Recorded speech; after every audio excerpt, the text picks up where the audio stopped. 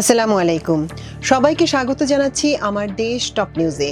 সঙ্গে আছি তামান্না মিনহাজ। শুরুতেই জানিয়ে দিচ্ছি খবরের শিরোনাম। নির্বাচন আয়োজনে ইসিকে চিঠি দিলেন প্রধান উপদেষ্টা।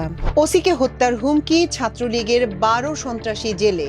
নির্বাচনের আগে এসপি ওসিদের বদলি পদায়ন হবে প্রকাশ্য লটারিতে, বললেন স্বরাষ্ট্র উপদেষ্টা। ভোটের দিন 47,000 কেন্দ্রে বডি ওর্ন ক্যামেরা থাকবে, স্বরাষ্ট্র উপদেষ্টার মন্তব্য। আবু সাঈদ হত্যার বিচার শুরু, ঢাকায় বিএনপির বিজয় র্যালি। দর্শক, চলুন জেনে নেওয়া যাক খবরগুলোর বিস্তারিত।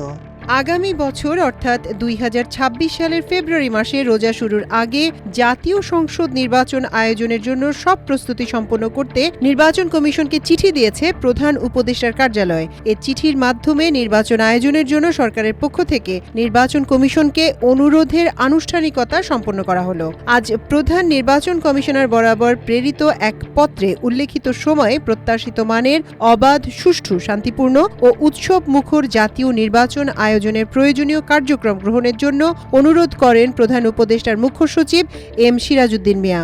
গত 5 আগস্ট জুলাই গণ অভ্যুত্থান দিবসে প্রধান উপদেষ্টা প্রফেসর মোহাম্মদ ইউনূস জাতির উদ্দেশ্যে দেয়া তার ভাষণে আগামী বছর ফেব্রুয়ারি মাসে রোজা শুরুর আগে নির্বাচন আয়োজনের জন্য নির্বাচন কমিশনকে চিঠি দেওয়ার কথা বলেন। তারই ধারাবাহিকতায় আজ এই চিঠি পাঠালো প্রধান উপদেষ্টার কার্যালয়। জাতির উদ্দেশ্যে দেয়া ভাষণের উল্লেখ করে চিঠিতে বলা হয়, প্রধান উপদেষ্টা তার ভাষণে অবিলম্বে এক্ষেত্রে সব প্রস্তুতি ও প্রাতিষ্ঠানিক আয়োজন শুরুর কথা বলেছেন। বিগত 15 বছরে নাগরিকদের ভোট দিতে না পারার প্রেক্ষাপটে আগামী নির্বাচন যেন মহা আনন্দে ভোট উৎসবের দিন হিসেবে স্মরণীয় হয়, তেমন আয়োজনের উপর প্রধান উপদেষ্টা জোর দিয়েছেন বলে উল্লেখ করা হয়।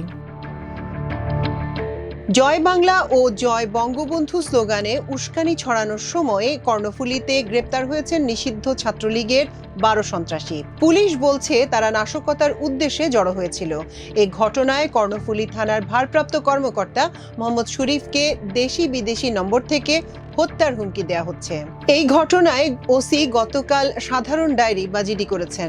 ঘটনাটি ঘটে শুক্রবার বিকেলে চট্টগ্রামের কর্ণফুলী উপজেলার চর পাথরঘাটা ইউনিয়নের খোয়াজনগরের 6 নম্বর ওয়ার্ডের কালামিয়ার দোকানের সামনে। পুলিশ বলছে ওই জায়গায় 12-14 জন যুবক জয় বাংলা ও জয় বঙ্গবন্ধু স্লোগান দিচ্ছিল।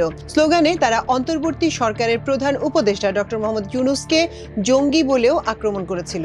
পুলিশের দাবি, তাৎক্ষণিক অভিযান চালিয়ে 12 জনকে হাতে নাতে আটক করা হয়। পরদিন তাদের আদালতের মাধ্যমে জেল হাজতে পাঠানো হয়েছে। গ্রেপ্তারকৃতরা হলেন আশিকুল ইসলাম আকাশ, আফিকুল ইসলাম আকিব, আরাফাত হোসেন, আব্দুল করিম, আবু হাসনাইন বিজয়, আশরাফুল জামাল, সজিবুল ইসলাম ওরফে শরীফুল ইসলাম, সাইফুল ইসলাম, মোহাম্মদ ইকবাল, আব্দুর রহমান ও ফোরকান।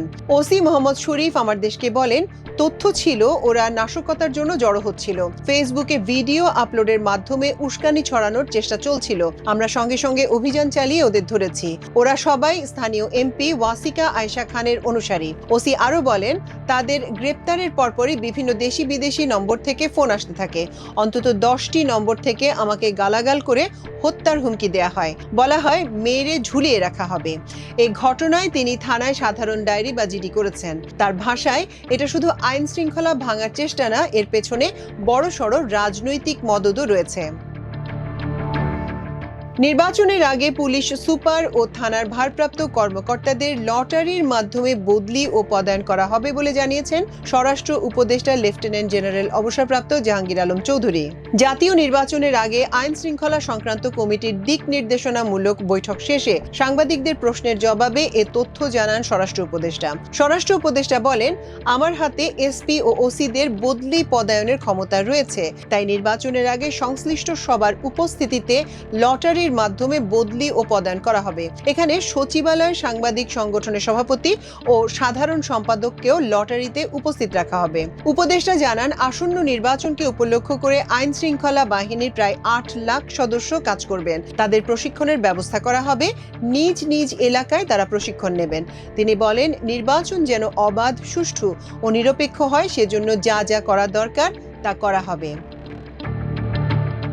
ভোটের দিন দেশের ৪৭,০০০ কেন্দ্রে একটি করে বডি ওর্ন ক্যামেরা দেয়া হবে বলে জানিয়েছেন স্বরাষ্ট্র উপদেষ্টা লেফটেন্যান্ট জেনারেল অবসরপ্রাপ্ত মোহাম্মদ জাহাঙ্গীর আলম। সচিবালয় স্বরাষ্ট্র মন্ত্রণালয়ের সম্মেলন কক্ষে আজ বুধবার নির্বাচন সুষ্ঠুভাবে সম্পন্ন করার লক্ষ্যে আইন শৃঙ্খলা বাহিনীর কর্মপরিকল্পনা প্রণয়ন বিষয়ক বৈঠক শেষে সাংবাদিকদের তিনি একথা জানান। ভোট কেন্দ্রে কাদের কাছে বডি ওর্ন ক্যামেরা থাকবে এ প্রশ্নের জবাবে তিনি বলেন, আমাদের ৪৭,০০০ ভোট কেন্দ্রের প্রতিটিতে একটি করে বডি ওর্ন ক্যামেরা দেয়া হবে। পুলিশের মধ্যে যিনি জ্যেষ্ঠ পদধারী তার কাছে এই ক্যামেরা থাকবে। জুলাই গণ অভ্যুত্থানে নিহত রংপুরের বেগম রোকেয়া বিশ্ববিদ্যালয়ের শিক্ষার্থী আবু সাইদ হত্যা মামলায় ৩০ আসামির বিরুদ্ধে অভিযোগ গঠন করে বিচার শুরুর নির্দেশ দিয়েছে আন্তর্জাতিক অপরাধ ট্রাইব্যুনাল। বুধবার দুপুরে বিচারপতি মোহাম্মদ নজরুল ইসলাম চৌধুরীর নেতৃত্বাধীন প্যানেল এ আদেশ দেন। গত ২৯শে জুলাই মামলার সব পক্ষের শুনানি শেষ হয়। পরে ৩০শে জুলাই এই আসামিদের বিরুদ্ধে অভিযোগ গঠনের আদেশের জন্য আজ ৬ই আগস্টকে ধার্য করে ট্রাইব্যুনাল।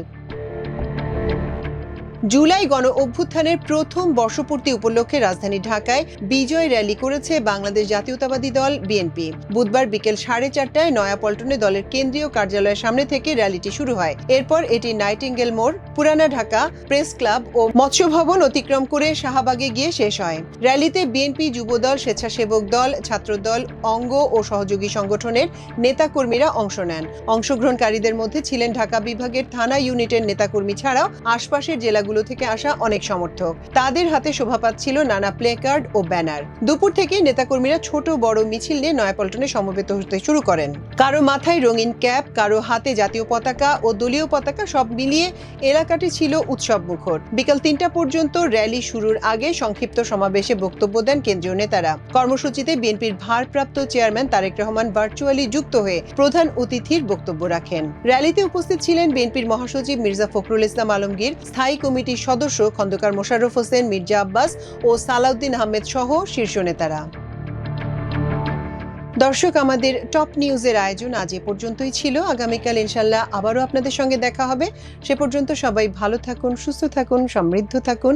এতক্ষণ সঙ্গে থাকার জন্য অশেষ কৃতজ্ঞতা। আল্লাহ হাফেজ।